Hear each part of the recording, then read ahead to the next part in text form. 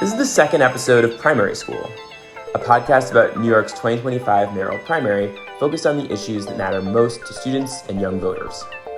I'm Eli Miller. I'm 26 years old, I'm a lifelong New Yorker, and a huge fan of Bon Iver, Josh Hart's Rebounding, and the 2025 Steven Soderbergh film Black Bag. That's not a paid advertisement, it's just a really good movie, and you should see it in theaters while you still can.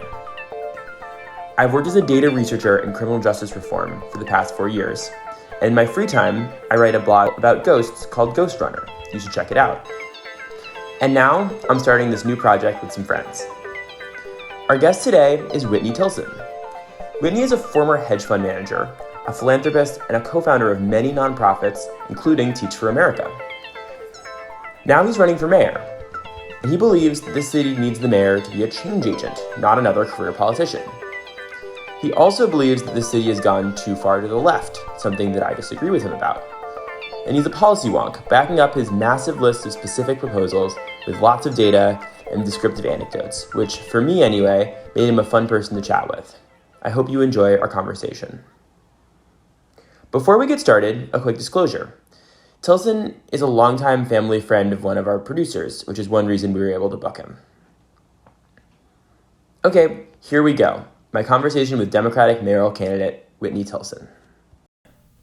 Whitney Tilson, welcome to the show. Thank you so much for being here. My pleasure. Thanks for having me. So our first question to candidates, what do you think young people need from the city right now? What do you think they're looking for specifically in their next mayor? And why do you think you're the best candidate for that? Wow, those are three big questions. Yes.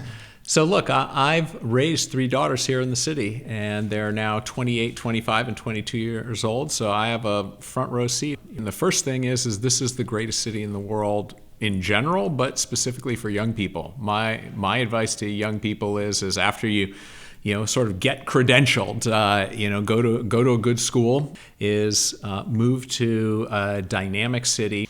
And the most important thing for young people looking to build a life in this city is that there's a tailwind for their career, i.e. that there's a strong economy growing every year, which creates jobs, rising wages, wealth, prosperity. That filters down and benefits everyone, but especially young people early in their career. This city, because I speak as a lifelong Democrat, it pains me to say that it's a one-party city and a one-party state. And we've gone too far left in some cases, and that manifests itself in an anti-growth, anti-development, anti-wealth, demonizing of wealthy people. And I'll point out that 1% of the taxpayers in New York City pay 47% of the local taxes, which support everything that we Democrats care about, schools and social services, the police, et cetera.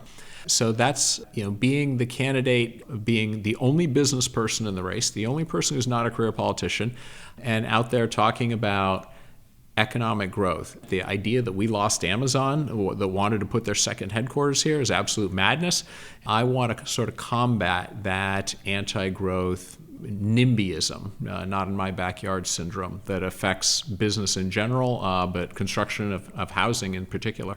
For sure. So that's a great segue into what my next question was going to be, which is a big part of your campaign, as I understand it, is that, as you said, you're the only person who's not part of the city machine. You've never held public office before. Right. You're framing that as a strength. That means that you're a change agent. That means that you aren't one of these career politicians who've gotten us into this mess. So I'm wondering if you could you've already said this a little bit, but just elaborate a little bit about when you talk about the machine, the political machine in New York and the career politicians, how do you think that works? How do you think it's harmful? And what are you going to do about it? Yeah, we've sort of got a structural problem. New York is the cradle of democracy in many ways, yet we don't really have a democracy here. We have if you might be asking yourself, wait, why is there a mayoral election in 2025? Why is the primary, which effectively determines the mayor, on June 24th in the middle of the summer? Why is it a closed primary? And the answer is the party machine here, and as I mentioned again, we're a one-party city. They have created a system to suppress voter turnout such that the machine effectively elects the politicians who are then expected to run the city, which means negotiating with all the special interest groups and unions and so forth. And so our greatest asset is we're the wealthiest city in the world, and we have very high taxes. So we have a $115 billion city budget. That's double that of any other city in the world, and it's roughly 4 times what other major cities like London and Tokyo, for example, spend, Paris, on a per capita basis. The problem is so I look at enormous amounts of money going in the top of the funnel, but not very good city services coming out at the other end.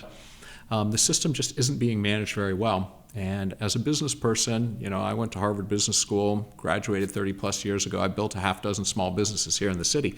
I know bad management when I see it.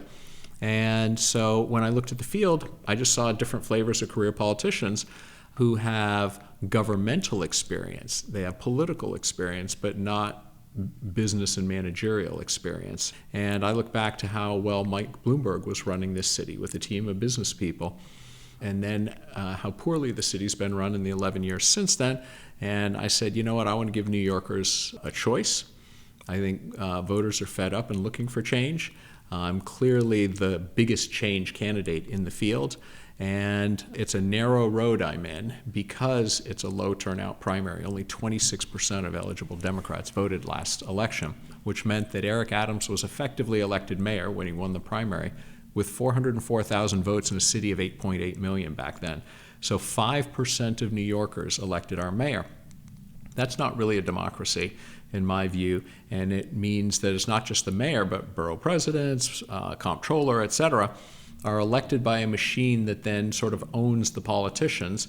And therefore, if you understand the structural problem and the fact that we're not really a very well-functioning democracy here, you start to see, why things don't run very well and aren't managed very well, and why I would argue we need an outsider, someone who doesn't really need the job, whose job and political future isn't beholden to the very machine that they're supposed to be managing effectively and negotiating with. For sure. So I hear you talking about 2 different things in that answer. On one hand, government is sort of captured by special interests. Government is not accountable in the way that it needs to be. Government uses tricks to gerrymander. They hold elections in weird times. They try to close it off to a small group of people as possible. So that's sort of the machine stuff. I also hear you just say that, look, we're a one-party city. You're a lifelong Democrat, but Democrats, too much of anything goes to an extreme, and the city's gone too far left. Mm-hmm. My personal opinion is that I think those ideas are sort of in tension, in that the people who are doing the establishment closed-off machine are more on the moderate side of the New York City Democratic Party, and the left are sort of the insurgents who are also trying to break up the machine. And one way that I'll let you respond to that, but I think one specific piece of evidence for that is, so I track endorsements. I'm sure someone in your campaign is also tracking endorsements very closely. The leader in endorsements of elected officials by a lot is Cuomo. Person number 2 is Adrian Adams, who I think by the standards of this campaign is not nearly as far to the left as some other people.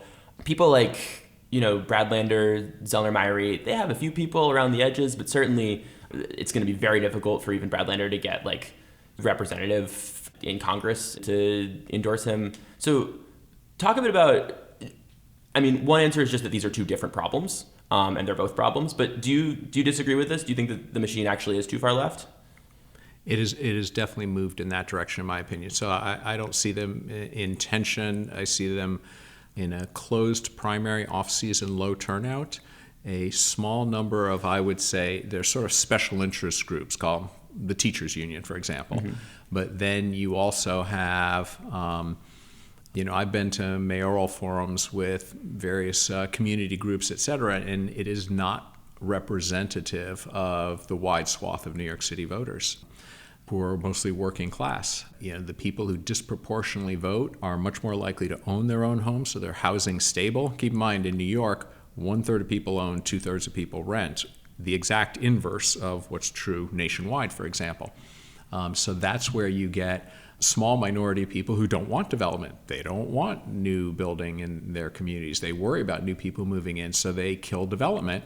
And so That's sort of the anti-development NIMBYism far left that disproportionately votes in a low turnout and has over time skewed our city's politics in areas from, I would say, development and business attitudes in general to specifically housing construction to criminal justice reform. I've always been a sort of middle of the road, pragmatic, get things done Democrat, and I see my party in this city, as it's become increasingly a one-party city, has moved to my left. I haven't moved, but my party's moved, and part of the reason I'm running is to try and drag my party back to the center. For sure. So that's something I want to probe, because I actually think, that's certainly, there are lots of areas where that's incontrovertibly true. I want to quickly highlight a few areas where I think you might maybe have more in common with the left than you're letting on, although feel free to disagree with that. Right. Let's start with housing, actually, because you've already brought that up. Let's get a little bit deeper into housing, and maybe a way in is City of Yes. City of Yes, you'll go into more detail about this, Sure. but it's this big sort of landmark zoning reform, among other things, and the idea is basically there's so many places in New York where you just can't build anything. It's illegal. It's either zoned for a single family unit or it's zoned for small buildings. This was an attempt to change the zoning in lots of different neighborhoods and make it legal to build more stuff in more places. My understanding is you think it didn't go far enough. Tell me about that. Yeah. So City of Yes was a step in the right direction, but by the time the NIMBY types got through with it, and the city council is very far left, it was quite watered down. It was supposed to be 120,000, if not 150,000 units over 10 years, and by the time it passed, maybe we get 80,000. So, it's sort of 10% of what we need. So, the first thing I want to do is go back, and if I'm elected, I will certainly have a mandate, if an outsider like me becomes mayor, to go fight for the other 90% that we need on City of Yes. So City of Yes did some things about allowing residential on top of the single-story retail in the outer boroughs, for example, reducing some of the parking requirements where, someone building a new building had to build a bunch of parking spaces for people in the building who don't even own cars. Let's see, I'm trying to think of some of the other key elements. Allowing accessory dwelling units, attics, basements. In a single-family home, somebody could build something in the backyard. So all of that was a good step. But every person I've talked to in real estate basically says, okay, we'll take 80,000 units in 10 years, but you just look at the math, that's not going to do too much to ease our housing crisis. Be happy with the 10%, let's do a lot more. Right. And just circling back to the watering down, so my understanding of the resistance to this is that this is the homeowners you're talking about. This is, I think, people who are in outer boroughs, although I'm sure there's lots of NIMBYs here in Manhattan as well. So 2 questions. One, are outer borough homeowners in, Southeast Queens or, outer Brooklyn, that doesn't strike me as the bastion of the far left in the city. I feel like the far left is more concentrated in Williamsburg and in Astoria and places that I think the representatives there actually were pretty enthusiastic about City of Yes. But my second question, putting aside the finger pointing, how does it get better? How does someone, and maybe is it something about your business background? How do you walk into a town hall, a community meeting, and talk to people who have a vested interest? Their homes, they want their homes to be expensive. Right. How do you convince them that it's in all of our best interest to build a lot more, or how do you get enough people organized so that they're outvoted? Yeah, well, let me give you an example of what happened in Austin, Texas in 2021. Rents spiked in Austin by 25% in a single year. And it was because emerging from the pandemic, Austin was a popular place. And so there was a surge of demand. Supply didn't keep up. Rents spiked. So the city leaders basically recognized that our status as an affordable city was threatened by this huge increase in rents, and they very quickly passed eased zoning restrictions, allowing, for 12-story instead of 6-story construction. Sometimes it's just as simple as allowing some additional stories of buildings that are under construction, height restrictions. They dramatically streamlined the permitting process, another thing that just crushes developers here. It takes 4 years, and it used to take 2 years, now it takes 4. to build, and that uncertainty and that extra time makes things economically unviable. But they also changed the lot size restrictions on single-family homes. It used to be 5,500 square feet. They cut it by 2/3 to 1,700 square feet, so you could build 3 smaller homes on the same size lot. Within 2 years, Austin had increased its supply of both homes and apartments by 15%, the highest increase in the country. And that corrected the supply-demand imbalance, and rents fell 22%, housing prices fell 23%. So it can be done. Austin's obviously quite different from New York, but when you've got leadership with a sense of urgency, recognizing an affordability crisis, and boy, Austin, even with its 25% increase, was nowhere near our crisis, and immediate action to change zoning, permitting, et cetera, all the things that stifle growth. That's the kind of vision, that's the kind of urgency I want to bring to New York. Yeah, well, I mean, on a personal level, co-sign all of that. Let's build as much as we can. There's consensus on this across the political spectrum. People are realizing that it's just affordability is a massive crisis, and we need to do something about it. I will tell you, there is consensus among the political candidates because voters are screaming. There is not a consensus. I am the only candidate that is out there talking about how this has to be led by private sector developers who are generally treated like bad guys and exploitative landlords, et cetera, et cetera. So all the other candidates are out there talking about spending a lot of city money to build affordable housing. I don't know where they think they're going to get this money from. The economy's weakening. The Trump administration, federal funding for all of this is clearly in jeopardy. My attitude is we need to compete as a city. We should be the most attractive city in the country for anyone to want to build in. We have the highest rents, the highest density of people. We're the richest city. A healthy vacancy rate might be 5 to 8%. We're at 1.4%.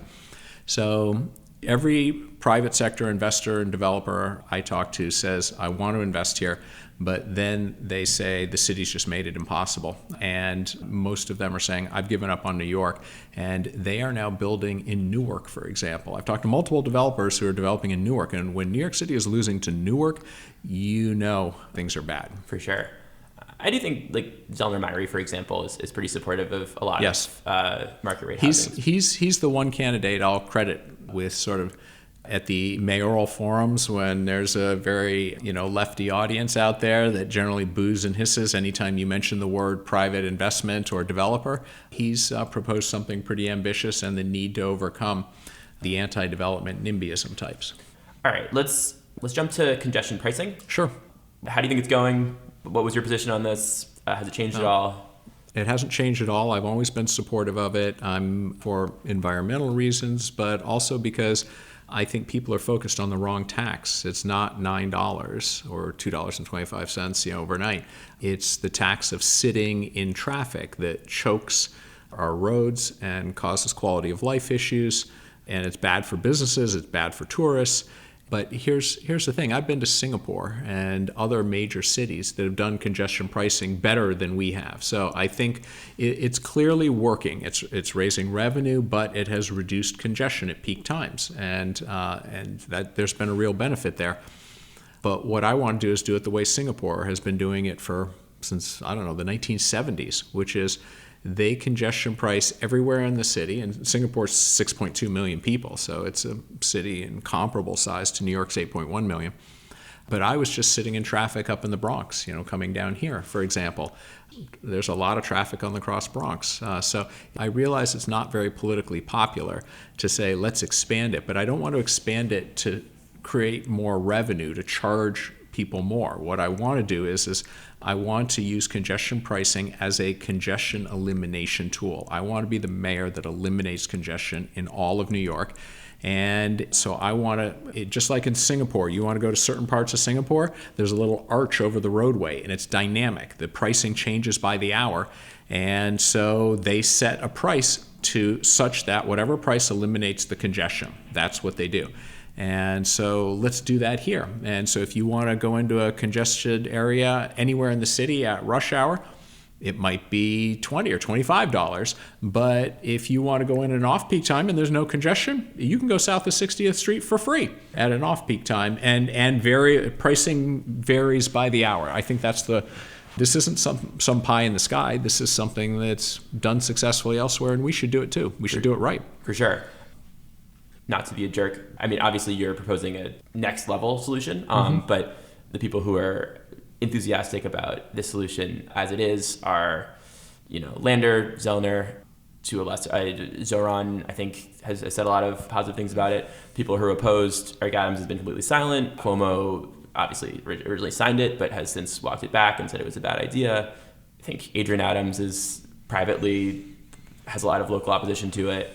They're all pretty quiet on it because it's an issue that voters are really split on. Right. And so none of the other candidates wants to anger half the electorate. So they just sort of duck it. And, I'm willing to lean into it and say, I'm the pro-congestion pricing candidate, and I want to do more of it, but not in a way to raise more tax revenue from people. Have it be variable, same revenue projections, but let's expand it to get rid of congestion. And I think you're getting at something really correct, which is that I totally understand why it happened this way, the political economy being what it was in 2019, but I think tying it to subway revenue and the MTA, I think, is a mistake. I think because then people are like, well, why am I paying extra for the train? I think, and they have all sorts of perceptions about the subway. I think just having it be a solution to a specific problem and then having it be judged on the merits of, is it solving this problem, I think would buy a lot more sort of political support.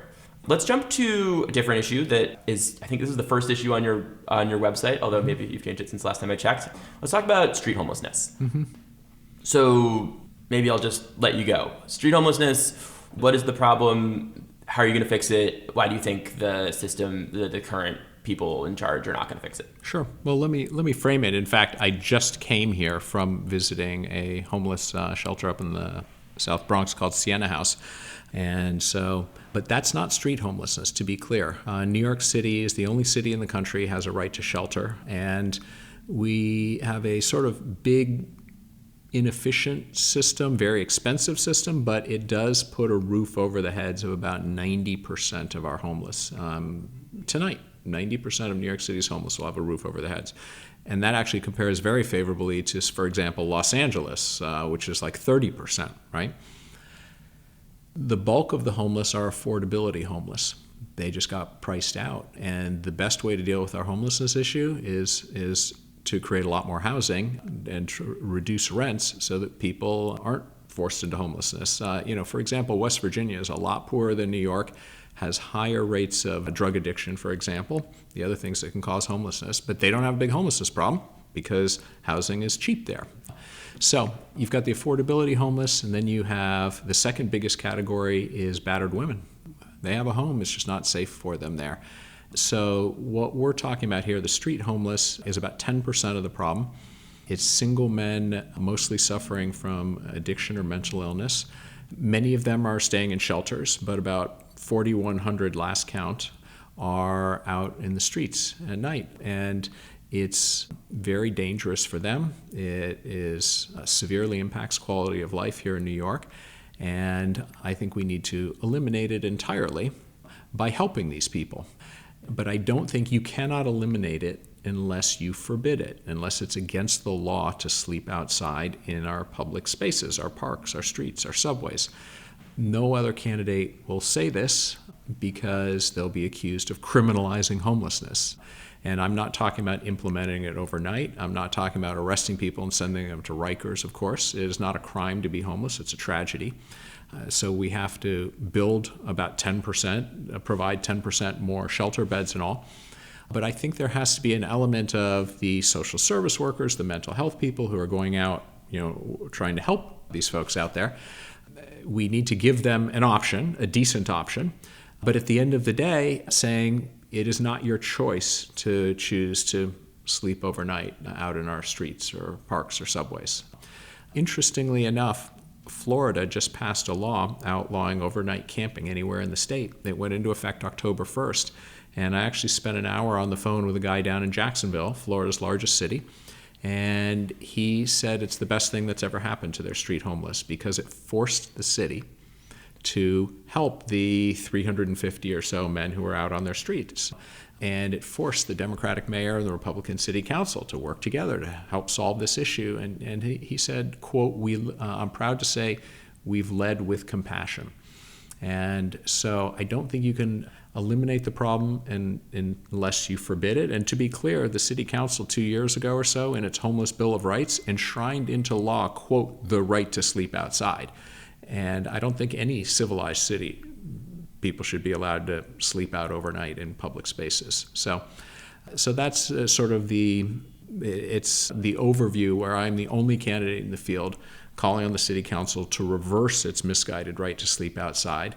We need to forbid it, but we need to give the city a little bit of time to create more shelter beds, create viable options, and the police should only be involved as a last resort. But there has to be an element, call it of coercion at the end of the day, because some people will choose to sleep outside. Even if you offer them a decent shelter bed, they'll say, no thanks, I don't like the curfew or whatever. And I don't think we should allow anyone to make that choice because it affects the rest of us so much. I'm hearing two things. So on one hand, ramping up supportive services, more psychiatric long-term beds. Yes. But the trigger for all of this will be you need a little element of coercion in order to actually force the city to ramp up. Yeah. Like right now in Central Park, if someone tries to set up a tent and spend the night in Central Park, right. In our public parks, it already is against the law to spend the night. And so if you try and camp there, someone from the Central Park employee might be the police, say, not allowed, pack up your tent and move along. So if it's not allowed in our parks, why would it be allowed in our streets and our subways?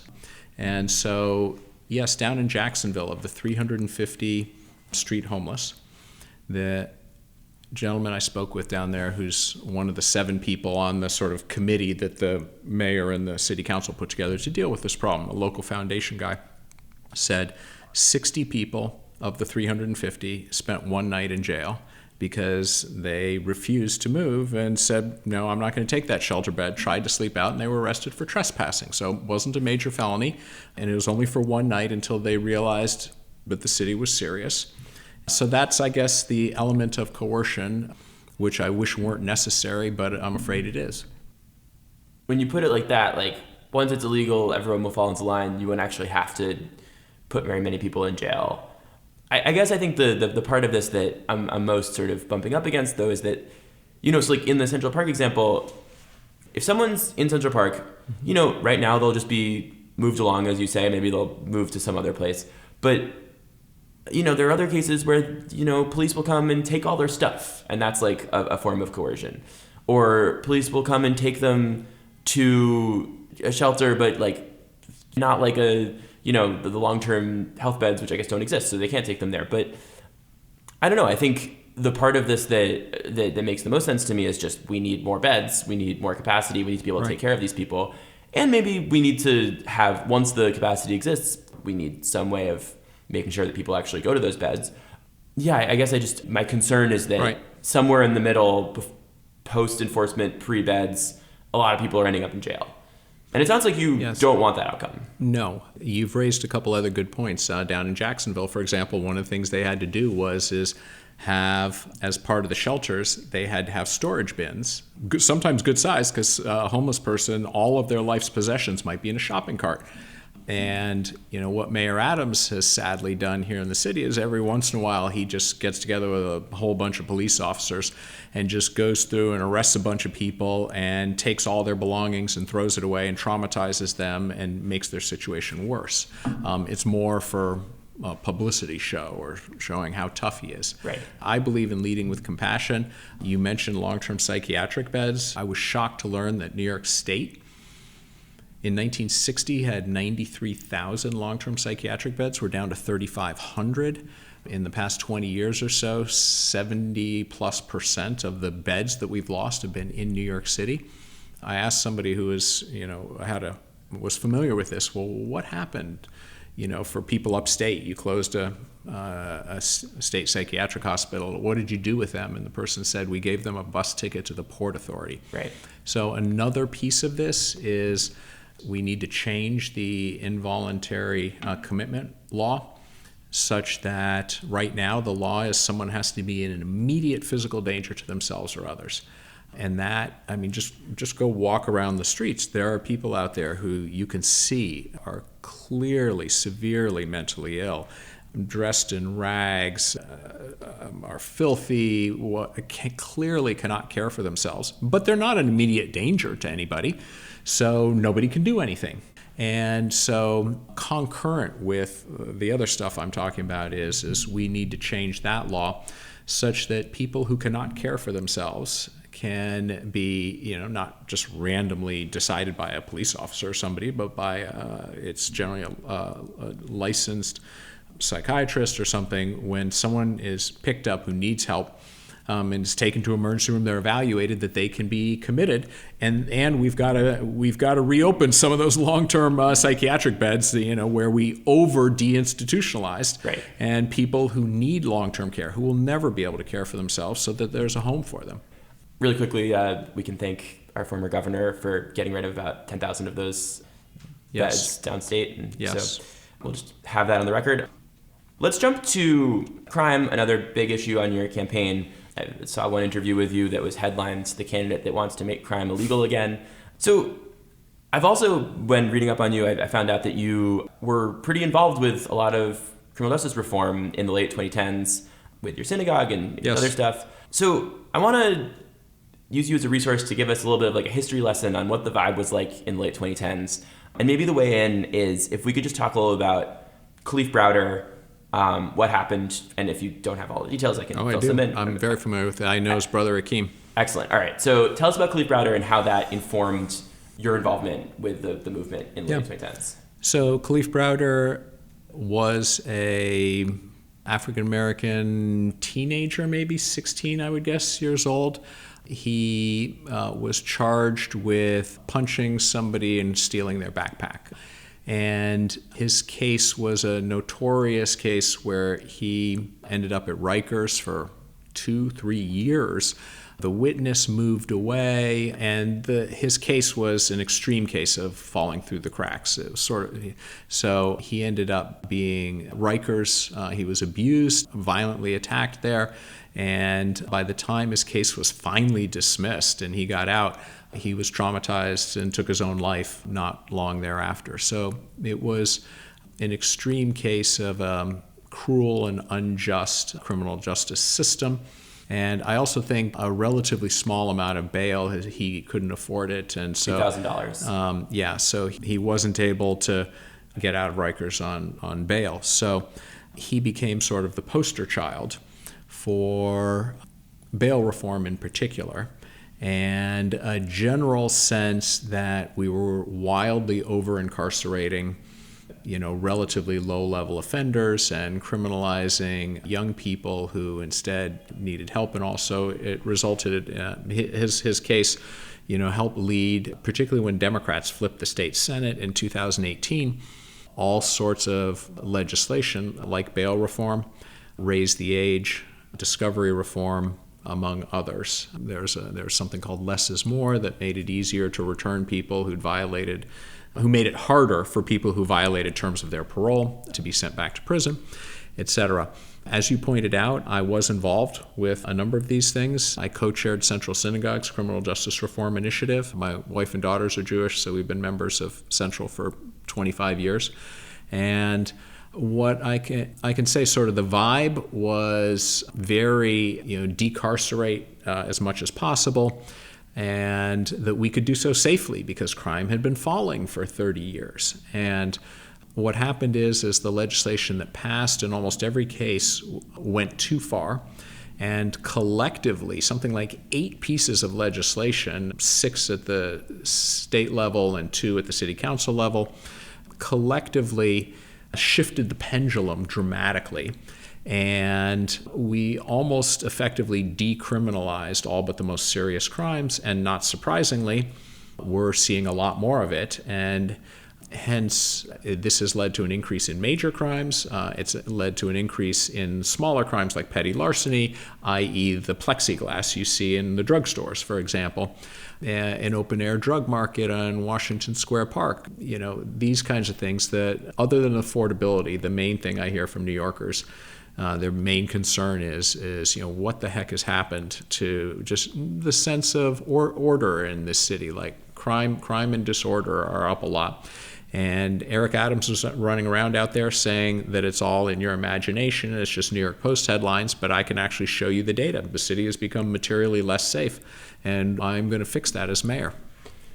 One of the reasons I brought up the Browder case, though, is that two of the big things that I think you mentioned in that account, bail reform and discovery reform, are two things that you think went too far. So just briefly, like with Kalief Browder, so one thing was that he was in on $3,000 bail, and so it might have even been less, but about half of the jail population at the time was in for $3,000 or less, and he was in that half. So it creates a system, obviously, where if you have money, you can get out, and if you don't, you can't. And that's unfair. Yes.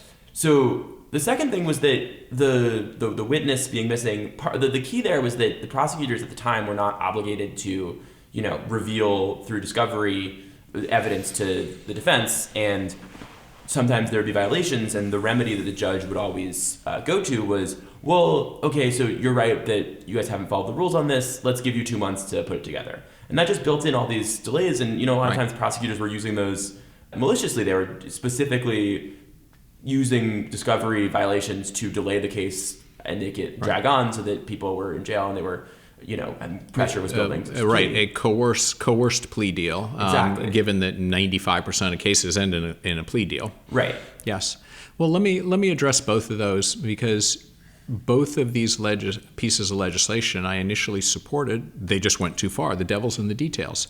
So let's talk about bail reform first. You're absolutely right. Bail is an unjust system in which wealthier defendants can buy their way out of Rikers, basically, while they await trial.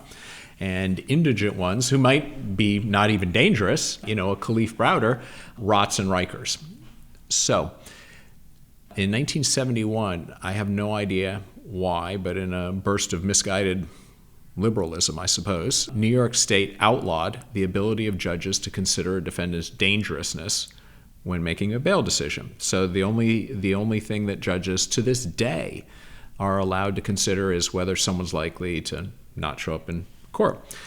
So what judges did instead to protect us is they would consider a defendant's dangerousness. But if they thought someone was dangerous, they would use bail as the tool that they would just set bail high enough that they knew the person couldn't make bail.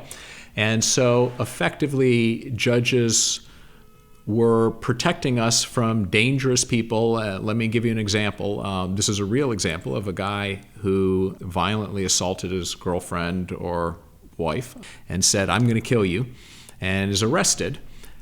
You absolutely want judges to be able to consider that guy will go out and fulfill his promise to kill his wife or girlfriend if you let him out. And so, but it shouldn't be based on bail. It should be based on a judge considering, the guy's history and et cetera, et cetera.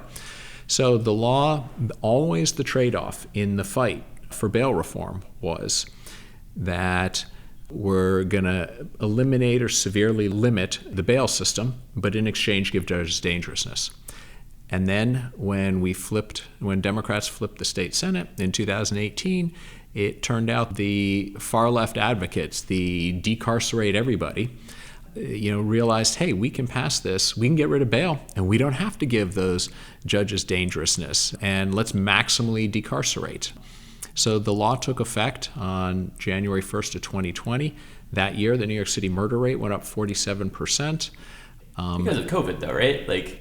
It didn't go up 47% nationwide. So COVID was an accelerant, and it wasn't just bail reform, but that was, I would argue, the single most important element of it. So the solution here is really quite simple. We should join the other 49 states, give judges dangerousness, and let them do their job as imperfectly as they may do it sometimes, and allow judges to judge whether somebody should be released. Forget bail. They can't buy their way out if someone's deemed to be dangerous. they can be held without bail. Right. Well, I mean, briefly, I went to Court Watch in Brooklyn last week.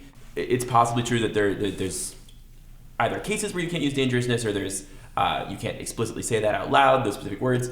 Judges have wide ability to, they don't even have to set bail. They can remand for certain cases. Yes. For certain crimes, they do have that right. But like certain crimes that include a bunch of misdemeanors and like, so, and they now, because of that rollback, they are able to, I saw someone who was accused of robbing Whole Foods, a recidivist, or someone who had severe mental health issues, and bail was set at a pretty high number, because that's one of the cases where it's been rolled back. So I can tell you from talking to small business owners, from talking to police officers, it's the recidivism problem that's the real issue. And I don't know if you studied, California had two ballot initiatives, Prop 47 and now Prop 36. So Prop 47 10 years ago, basically in one fell swoop, sort of did what New York did in decriminalizing and a lot of lower level stuff. Things got really bad in California. They're sort of 5 years ahead of us. And last November 5th, in California, they passed Prop 36, which rolled back, I would say, half of those reforms. For example, the third time you're arrested for petty larceny, low-level theft, it can be upcharged as a felony. If a gang of 3 or more people go in and commit theft, they can immediately be charged as a felony. If a drug dealer sells fentanyl that kills somebody, they can be charged with murder. So it tightened up a bunch of stuff. In ultra-liberal California, 68% of voters passed this. So we need to do something similar in New York. I don't want to go back to the old broken bail system. I think you've correctly pointed out that there have been some amendments the past few years since bail reform passed in 2019. I think it needs to be tightened up a little further. I don't know. Maybe I'm just really out of step with that 68% of California. That yes, the all three of those changes sent a shiver down my spine, and I hope they don't happen here. But by the way, let me just briefly mention discovery reform as well, yes, which you mentioned, which basically, for your listeners, obviously discovery is the process in which the prosecutors have to share evidence with the defense attorneys. And what was happening is, you correctly pointed out in your opening remarks, is as prosecutors, if they had a pretty weak case, sometimes they wouldn't share all the data in a time, all the information, the witnesses, the video camera, the evidence that they had in a timely fashion. And defendants and defense attorneys were forced to take a plea deal without always having a full sense of, how strong the case is. Should we instead fight this? Fight for a better plea deal, ask for a trial, right? Unfortunately, what happened is the legislation passed went too far the other direction and has snarled the DA's offices in paperwork to the point where even a liberal DA like Alvin Bragg is saying, this is snarling all my DAs in a sea of paperwork. And so they are dismissing large numbers of cases, including domestic violence cases, for example, that they previously would have prosecuted or been able to get a substantial plea deal on. And so it's radically shifted the balance of negotiations in favor of defendants and defense attorneys in a way that, you can almost see the evidence out there. 70% of misdemeanors aren't even charged now in Manhattan, for example. And so I think discovery reform, again, I understand the reason for it and tightening it a bit, but it went too far. And, the pendulum needs to swing back toward the middle. I guess I'll just tell you my outlook on this, which is that yes, I think that if you're a prosecutor, even in Alvin Bragg's office, just day by day, you get tons of cases and you think that every single one of them, you think every defendant is guilty. And, because of the volume and day in, a lot of them, like 80 to 90% of them probably are. It means that I think that that's a person in the system that I think is sort of not the person that I want making judgments on large-scale policy stuff. I think everyone would like it if, they had more power and had more say over what happened. One thing that I admire about your campaign is that you talk about all these issues, but you also, in this interview alone and in many other interviews, you've said that this is the greatest city in the world a bunch of different times. You're I think an enthusiastic cheerleader. This is something I don't notice about a lot of other, especially candidates that emphasize, law and order and crime. I think there's a little bit of a tendency to, paint the city as a crime-infested hellhole that, I guess I'm just wondering, how do you think about striking that balance where on the one hand, we have serious problems, you're a change agent, you think that the career politicians are letting us down, but on the other hand, the mayor of the city is supposed to be, a cheerleader and is supposed to advocate for more resources, and so you have to frame it as that there's some hope, right? Yeah. I'm a lifelong Democrat, and I think Republicans and the New York Post, certain right-wing media, but just Republicans nationally, like to make San Francisco and New York and Democratic-run cities into the poster child for these, dystopian hellholes, and they're not. New York is magnificent. San Francisco, I used to live out in the Bay Area when I was younger, magnificent. But I do worry. One of the reasons I decided to run is after the election, when 90% of U.S. counties shifted toward Trump relative to the previous election, I said, I think we Democrats have to look in the mirror and say that I think the average American, forget the unfair publicity and all, but the average American, read Ezra Klein's new book, Abundance, and some of the things he's been saying, looks at Democratic-run blue cities and states and says, sort of high taxes, stifling regulation. New York is ranked dead last by CNBC in terms of business friendliness among all 50 states. Crime and disorder. And, spending, New York's got roughly the population of Florida, and we've got double the state budget, for example. And it's not clear to me we have double the quality of services for it. That's not the case at all. So we've allowed, and we talk about being the party of the working person. But the working person, by definition, is someone who doesn't have a big cash cushion and who every dollar counts, and we've made the areas we control unaffordable, starting with housing. And so the title of that book, Ezra Klein's book, Abundance, I think, I fully embrace that agenda. We should be thinking, but to me, abundance means not just more housing, but just generally economic growth. And we need to recapture that. And so I want to be the champion of a Democratic Party that is pro-growth, pro-wealth and prosperity and abundance, and lower rents, lower housing costs, and where we strike the right balance, don't go too far in protecting the rights of criminals, and protect the rights of the rest of us, right?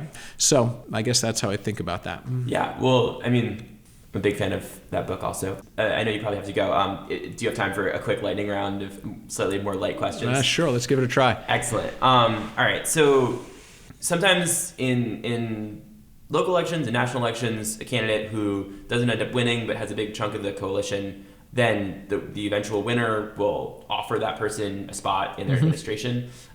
Indulging this hypothetical, if someone who besides you wins and says they want you on the team and says that you can pick whichever department in their administration you want, what city department would you choose?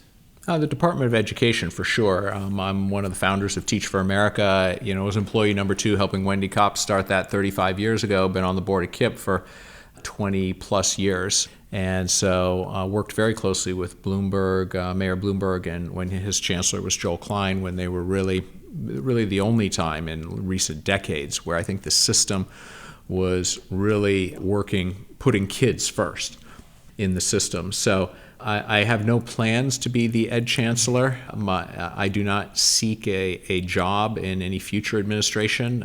If I'm not going to be the mayor, then I'm going to continue, pushing, being a civic activist, which is what I've been for 20 plus years. You've been asked in a different one of these lightning rounds, what's one thing you admire about Eric Adams? You paused for a while and then said, I like his speechwriter. I thought that was a great answer. What's one thing, same question, what's one thing you admired about Bill de Blasio? His universal pre-K was really noteworthy achievement, and I hope to expand. We now have limited or even earlier 3K program, which I hope I can expand. It's right now just sort of means tested, which is if it's limited, it should be on the neediest kids, because 70% of brain development occurs in the first 3 years. So we've got to reach particularly high needs kids early. Even less policy driven. What's your favorite bagel in the city? H&H over here on the west side is a classic. I'm grieving Absolute right now on 108th. Yeah. What's just more generally your favorite small business that you in your neighborhood that you go to a lot that you think is indispensable? My Yemeni friend's little deli around the corner. I was picking up trash in front, and he came out and said, "Hey, thanks for picking up cigarette butts in front of my store." And here's a picture of it. It's called the One Up Bistro. Oh yeah. His name is Sam Alawadi. He runs 7 of these around the city, and actually next week. He's going to pick me up there, and we're going to drive around the city, and he's going to show me his other delis. And, I really want to learn more about, the challenges of a small business, doing business in the city. And finally, you probably can't say, but I'll ask anyway, if the election was tomorrow and you're ranking yourself 1, do you have an answer for 2 through 5? I haven't decided yet. Cuomo is more policy-wise in the center lane with me. You mentioned I've met all of the other candidates at many of these mayoral forums. Zellner Myrie's shown some courage on housing. The one candidate that I would not rank that I actually think is very dangerous is actually probably the most popular among young people, Zohran Mamdani. He's been a leader of the anti-Israel movement and was the leader of Students for Justice for Palestine in college. He's only 33 years old, so he has a long history of anti-Israel and associating with very anti-Semitic people and groups. And secondly, he's been one of the leaders of the Defund the Police movement, which I think was terribly misguided. 3 of the dumbest words I'd ever heard. The moment I heard them, I said, this is wrong on the merits, and it's going to crush us politically. So, and then he's a socialist. He wants to jack taxes and free everything, and we're already one of the highest tax cities in the country. I think there would be such a flight of anyone who could move. He would drive our tax base out, businesses out of the city. This idea of city-run grocery stores is insane, in my opinion. But he's very charming, charismatic, has good TikToks. His mother's an Academy Award filmmaker, so he's got good videos. And I credit him with being very clever in generating a lot of attention. And he's the one candidate who's not sort of running toward the center. He's consolidating the far left, but I think there's a very hard cap on that. So knock on wood, he will not be our next mayor. Well, you've queued up our next episode beautifully. Tune in next week for my interview with Zohran Mamdani. No, I'm kidding. We haven't booked him yet, but hopefully. Thank you so much, Whitney Tilson, for coming on the show and talking to me. My pleasure. Great questions. On our next episode, I'll be speaking to Eli Dworkin, the head of the Center for an Urban Future, a New York City-based think tank.